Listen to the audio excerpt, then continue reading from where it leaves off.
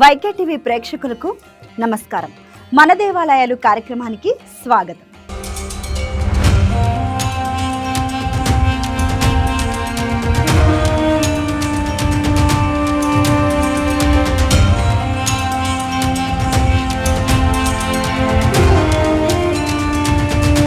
శైవ క్షేత్ర మహిమ, శక్తిపీఠ వైభవం, దత్తాత్రేయ అవతార గాథ ఇవన్నీ ఒకే చోట కలిసిన పవిత్ర పుణ్యక్షేత్రం ఏదో తెలుసా? అదే తూర్పు గోదావరి ప్రాంతంలో వెలిసిన మహిమాన్వితమైన పిఠాపురం శ్రీ ఉమా కుకుటేశ్వర స్వామి దేవాలయం. ఈ క్షేత్రాన్ని పాదగయ అని కూడా పిలుస్తారు. శ్రీ ఉమా కుకుటేశ్వర దేవాలయం లేదా శ్రీ కుకుటేశ్వర స్వామి దేవాలయం భారతదేశంలోని ఆంధ్రప్రదేశ్ రాష్ట్రం కాకినాడ జిల్లాలోని పిఠాపురం పట్టణంలో ఉన్న ఒక హిందూ దేవాలయం.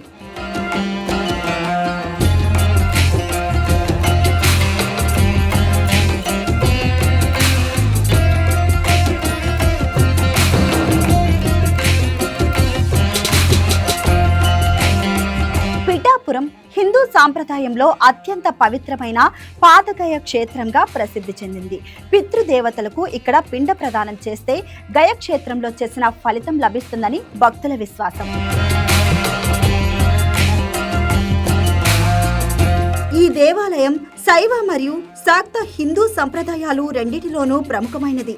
ఇది శాక్తోజంలో అత్యంత ముఖ్యమైన పుణ్యక్షేత్రాలుగా పరిగణించబడే 18 మహాశక్తిపీఠాలలో ఒకటి.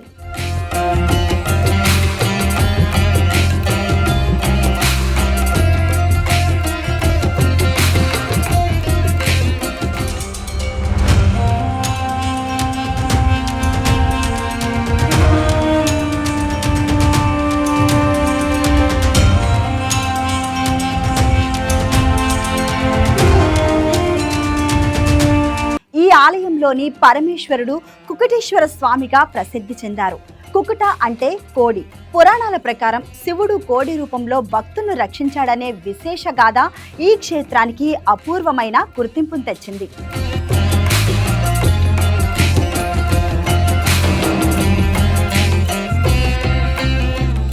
ఈ దేవాలయంలోని ప్రధాన దైవం కోడి పుంజు రూపంలో ఉన్న శివుని రూపమైన కుకుటేశ్వర స్వామి మరియు ఆయన సతీమణి రాజరాజేశ్వరీ దేవి. ఈ ఆలయ ప్రాంగణంలోనే అష్టాదశ శక్తిపీఠాలలో ఒకటైన శ్రీ పురుహూతికాదేవి అమ్మవారు కొలువై ఉండటం ఈ క్షేత్ర మహిమాన్వితను మరింత పెంచుతుంది.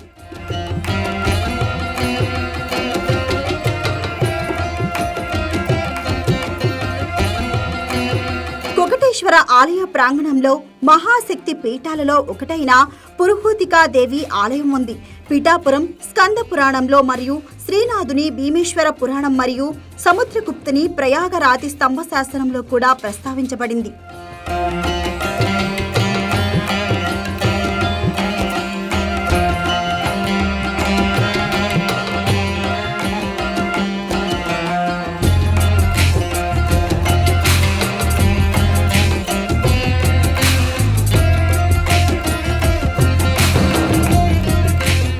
దత్తాత్రేయ స్వామి మొదటి సంపూర్ణ అవతారంగా భావించే శ్రీపాద శ్రీ వల్లభ స్వామి వారి జన్మస్థలం కూడా పిఠాపురమే కావడం ఈ ప్రాంతాన్ని ఆధ్యాత్మికంగా మరింత విశిష్టంగా నిలబెట్టింది.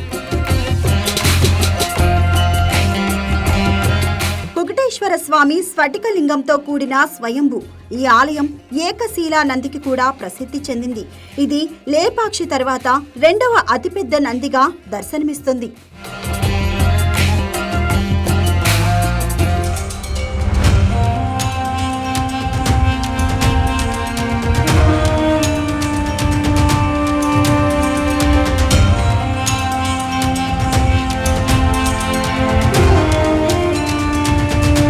ప్రాచీన శిల్పకళతో నిర్మించబడిన ఈ దేవాలయం చాళుక్యుల కాలం నాటి వైభవాన్ని ప్రతిబింబిస్తుంది. గర్భగుడి, రాతి స్తంభాలు, శిల్ప సంపద భక్తులను భక్తి పారవస్యంలో ముంచెత్తుతాయి. మహాశివరాత్రి, నవరాత్రి మరియు కార్తీక మాసం ఈ ఆలయంలో జరుపుకునే ప్రధాన పండుగలు. కుకుటేశ్వరునికి మాఘ బహుళ ఏకాదశి అని పిలువబడే రోజు ఆలయంలో వార్షిక పండుగను జరుపుకుంటారు. ఇక్కడి పవిత్ర పాదగయ తీర్థంలో స్నానం చేసి స్వామివారిని దర్శిస్తే పాప విమోచనం కలుగుతుందని వేలాది మంది భక్తులు నమ్ముతారు. గయాసురుడి పాదాలు పడిన ప్రదేశంగా దీనిని పాదగయ అని పిలుస్తారు. ఇక్కడి పాదగయ సరోవరంలో స్నానం చేయడం చాలా పవిత్రంగా భావిస్తారు. ఈ ప్రాంగణంలోనే పురుహూతికాదేవి, కుంతిమాధవ స్వామి మరియు శ్రీపాద శ్రీ వల్లపుల దత్తాత్రేయ అవతారం ఆలయాలు ఉన్నాయి. మహాశివరాత్రి, కార్తీక దీపోత్సవాలు, నవరాత్రి వేళల్లో ఈ దేవాలయం భక్తులతో కిటకిటలాడుతుంది. ప్రత్యేక అభిషేకాలు, అలంకరణలు, రథోత్సవాలు కన్నుల పండగగా జరుగుతాయి. గయాసురుడు పురాణ ప్రసిద్ధి చెందిన తపస్వి, రాక్షసుడు, మహావిష్ణు భక్తుడు. తన తపోశక్తిచే తన శరీరమే పరమ పవిత్రంగా మలుచుకొని దానిని తాకిన వారు ముక్తి పొందేలా చేసుకోగలిగిన వారు. విష్ణు భక్తితో తన శరీరాన్ని సకల తీర్థాల కన్నా పరమ పవిత్రంగా మలుచుకున్నాడు.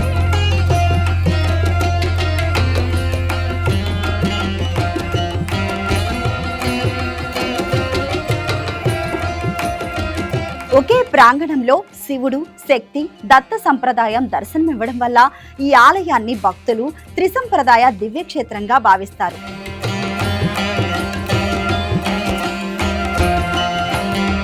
వైదిక కర్మలు నశించినప్పుడు ఆయన శరీరంపై బ్రహ్మయజ్ఞం చేశాడు. రాత్రి మొత్తం ఉండే ఈ యాగం తెల్లవారిన తర్వాత పూర్తవుతుంది. గయాసుర సంహారం నేపథ్యంలో పరమశివుడు కుకుట రూపంలో కోడి పుంజులా వచ్చి కూయడంతో నిజంగా తెల్లవారిందేమో అని భ్రమించిన గయాసురుడి హఠాత్తు కదలికల వల్ల యాగం అర్ధంతరంగా ఆగిపోతుంది. చరిత్ర, పురాణం, భక్తి, పితృకార్యాల పవిత్రత అన్నీ కలిసిన దివ్యక్షేత్రం పిఠాపురం శ్రీ ఉమా కుకుటేశ్వర స్వామి దేవాలయం. జీవితంలో ఒక్కసారైనా తప్పక దర్శించాల్సిన మహాపుణ్యక్షేత్రం ఇది.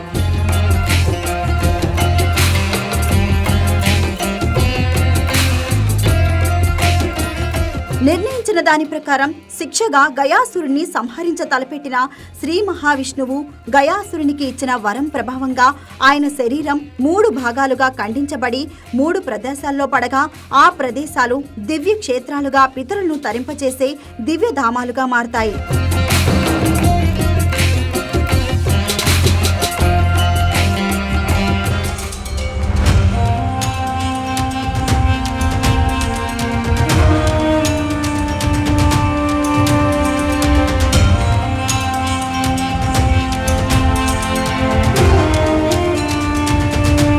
ఇక్కడ ఉన్న అర్చక స్వామి గారు పాదగయ దేవాలయ విశిష్టత గురించి వారి మాటల్లోనే విందాం. శ్రీ రాజరాజేశ్వరి సమేత ఉమా కుకుటేశ్వర స్వామి వారి దేవస్థానం పాదగయ క్షేత్రం, పిఠాపురం, కాకినాడ జిల్లా. త్రిగయ క్షేత్రాల్లో పరమ పవిత్రమైన క్షేత్రం పాదగయ క్షేత్రంగా విరాజిల్లుతోంది. ఇక్కడ శ్రీ స్వామివారి కుకుటేశ్వర స్వయంభూగా వెలిసి ఉన్నారు.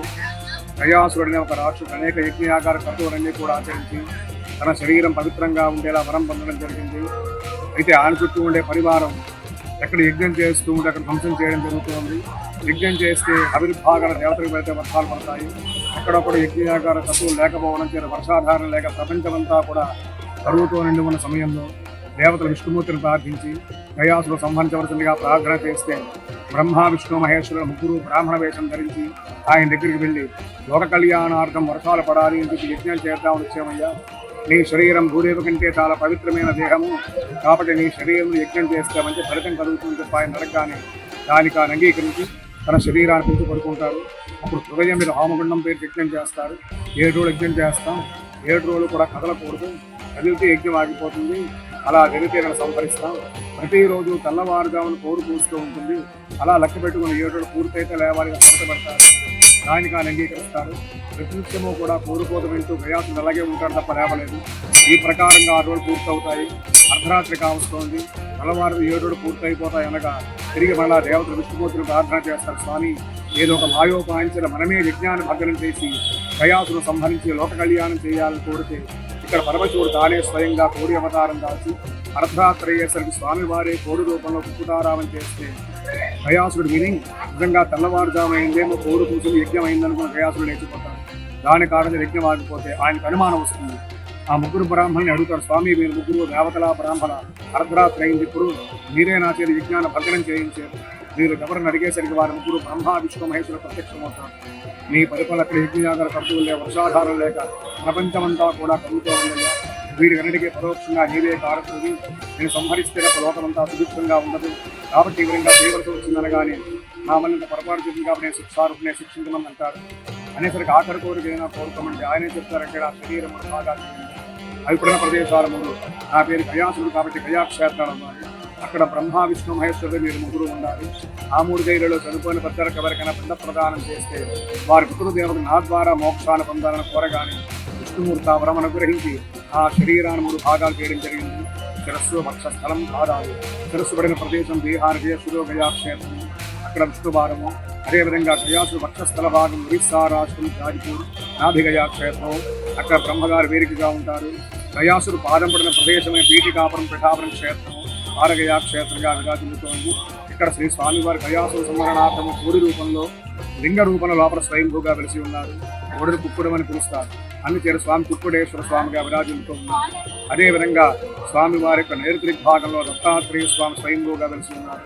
పిఠాపురంలో 13వ శతాబ్దంలో సుమతీదేవి రాజశరమనే బ్రాహ్మణ దంపతులు సత్సంతానం కొరకు వారికి అప్పటికే ఇతర సంతానము వారిద్దరూ కూడా అంగవైకల్యంతో ఉండడం చేత చక్కనైన సంతానం కలగాలని నిత్యము కూడా దత్తాత్రేయ స్వామి సేవిస్తూ ఉంటే స్వామివారు వారి భక్తినిచ్చి వారింటికి వెళ్ళే భిక్ష స్వీకరించి వారికే శ్రీపారవల్లభుడిగా జన్మించారు. వారి దర్శనం వచ్చి స్వామివారి స్వయంభూగా వెలిసేట్టుగా చరిత్రలో ఉంది. దత్తాత్రేయ స్వామి స్వయంభూగా ఈ భారగయా క్షేత్రంలో స్వామివారి నైరుతి భాగంలో వెలిసి ఉన్నారు. అదేవిధంగా స్వామివారి ఉత్తర దిగ్భాగంలో అష్టాదశ శక్తిపీఠాల్లో 10వ శక్తిపీఠము పురుహూతిగా అమ్మవారు. అక్షరయజ్ఞం జరిగిన తర్వాత సతీదేవి శరీరాన్ని విష్ణుమూర్తి సుదర్శన చక్రం చేసిన 18 భాగాలుగా ఖండింపగా అమ్మగారిది ఇక్కడ అమ్మవారిది పీఠ భాగం పడిన ప్రదేశం.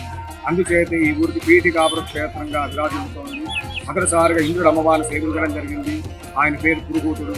అందుచేత ఇక్కడ అమ్మవారిని పురుహూతి గారిగా కొలుస్తారు. అయితే ప్రతి నృత్యము కూడా స్వయంభూమూర్తి కుక్కుడేశ్వర స్వామి వారికి, అదేవిధంగా దత్తాత్రేయ స్వామి వారికి ప్రతినృత్యము కూడా అభిషేకాలు జరుగుతూ ఉంటాయి. అదేవిధంగా అమ్మవారి శక్తిపీఠానికి ప్రతినృత్యము కూడా సుదూర ప్రాంతంలో భక్తులు 50 మంది కూడా ఇక్కడ అమ్మవారికి కుంకుమార్చనలు చేసుకోవడం చాలా విశేషం. అదేవిధంగా ప్రతి నెల పౌర్ణమి రోజున ఉదయమందు చండీ సప్తశరీ హోమాన్ని దేవస్థానంలో నిర్వహించడం జరిగింది. దానికి గాను 1000 రూపాయల టికెట్ చెల్లించి దాంట్లో పాల్గొనవలసిందిగా కోరుతున్నాను. అదేవిధంగా పౌర్ణమి రోజున ప్రదోషకాల ముందు రాజరాజేశ్వరి శ్రీ ఉమాపుక్కుడేశ్వర స్వామి వారి కళ్యాణ మహోత్సవం కూడా ఆర్జిత సేవగా జరుగుతుంది. ఈ యొక్క సేవ చేయించుకునే వారి భక్తులు 550 రూపాయల టికెట్ రసీదు పొంది ఈ కళ్యాణోత్సవంలో కూడా పాల్గొనవలసిందిగా కోరుతున్నాను. అదేవిధంగా ప్రతినిత్యము కూడా ఈ దేవాలయంలో సుదూర ప్రాంతం భక్తులు 50 మందికి కూడా దేవస్థానం వారు ప్రతినిత్యము కూడా అన్నదానాన్ని ఏర్పాటు చేయడం జరిగింది. ఇక్కడ సేవలన్నీ కూడా పరోక్షంగా కూడా దేవస్థానంలో నిర్వహించడం జరుగుతుంది. పితృ దేవతలు తీరిగా పిండ ప్రదానాన్ని కూడా ఇక్కడ పరోక్ష సేవగా చేస్తారు. అదేవిధంగా దూర ప్రాంతంలో భక్తులందరూ కూడా వారి యొక్క గోత్రనామాలు పంపించినట్లయితే వారి గోత్రనామాలతో స్వామి వారికి అదేవిధంగా అమ్మవారికి కూడా చేయించి వారికి ప్రసాదం పంపడం కూడా జరుగుతుంది. ఇటువంటి సేవలన్నీ కూడా క్షేత్రాలు జరుగుతున్నాయి కాబట్టి భక్తులు 50 మంది కూడా విషయాన్ని గమనించి స్వామివారిని దర్శనం చేసుకుని స్వామివారి కృప పాత్రలు కావాల్సిందిగా కోరుతారు. మహాశివరాత్రి ఈ యొక్క క్షేత్రంలో చాలా విశేషంగా జరుగుతుంది.